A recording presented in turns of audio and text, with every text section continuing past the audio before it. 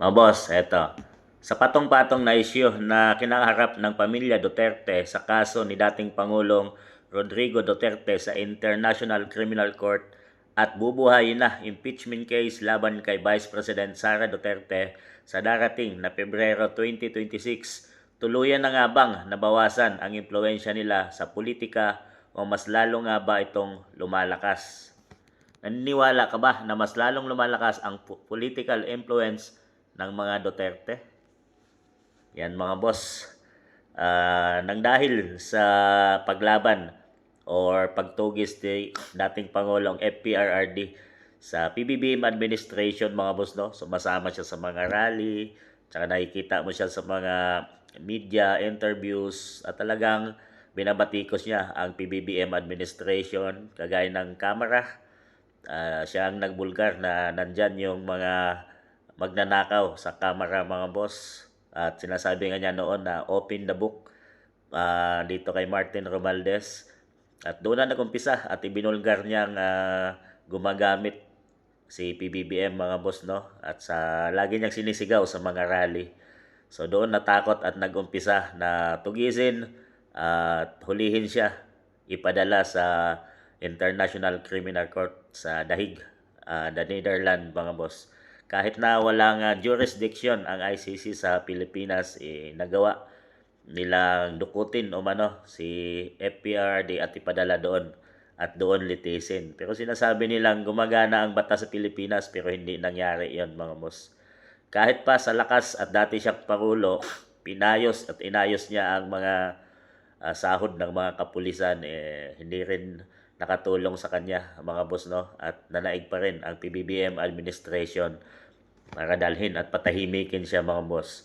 Ngayon, binabanata nila ang anak itong si BP Inday Sara dahil marami ang natatakot dahil sa record na ginawa ni FPRRD noong siya ay nakaupong Pangulo, ay marami ang natakot na baka sundan ni BP Inday Sara ang mga ginawa ng kanyang ama at magkakaroon lang ng Duterte 2.0 mga boss sa pamahalaan at magiging pinakamataas na pinuno ng ating bansa. So sa 2028, ngayon pa lang inumpisahan nila. Next year nakalusot si BP Inday sa unang impeachment trial, pero sa darating na Pebrero 2026 balak na naman siyang sampahan ng impeachment hanggang dumating yung 2028 mga boss. Talagang ayaw na nila na makabalik ang anak ni Tatay Digong dahil natatakot sila mga boss na ulitin lang ni BP Inday ang mga magandang nasimulan ng kanyang ama. Ano nga ba yun mga boss? Bell projects, tugisin ang mga oligarch na naghahari at hindi nagtababayad ng tamang buwis sa ating bansang Pilipinas, ang sugpuin ang pinagbabawal ng gamot at ang itong mga flood control mga boss na scandal at mga budget insertion ay siguradong pagdating sa tamang panahon at manalo itong si BP Inday ay siguradong malilinis. Kaya ngayon, takot na ang mga kalaban. Kung sino ang ayaw sa mga Duterte ay sila yung natatakot na makabalik ang mga Duterte sa pinakamataas na posisyon. Ngayon mga boss, todo na sila. Pero naniwala ko mga boss, no, na lalong lumakas kahit pa sa pagigipit ng administrasyon sa mga Duterte at mga kampi ng Duterte ngayon mga boss, ay sinasampahan nila ng kaso. Pero taong bayan na lang ang kakampi nito ng mga Duterte ngayon mga boss.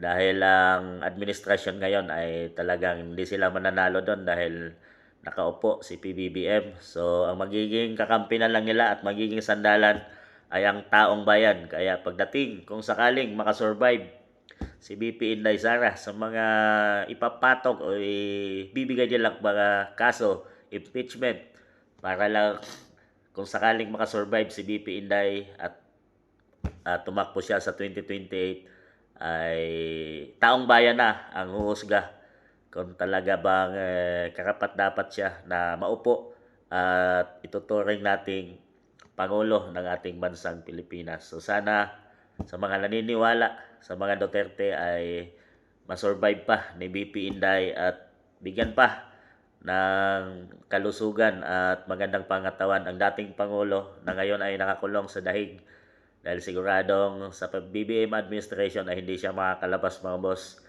Ay kung sakaling bigyan pa ng mahabang buhay ay makikita niya muli ang bansang Pilipinas pagdating ng 2028 kung anak niya si BP Inday na manalo at magiging presidente ng ating bansang Pilipinas. So, nasa taong bayan at sa ating mga kamay mga boss ang masusunod at ihahalal natin ang sa tingin natin ay tamang tao na mamamahalang muli sa pinakamataas na posisyon ng ating bansa. Sa tingin niyo mga boss?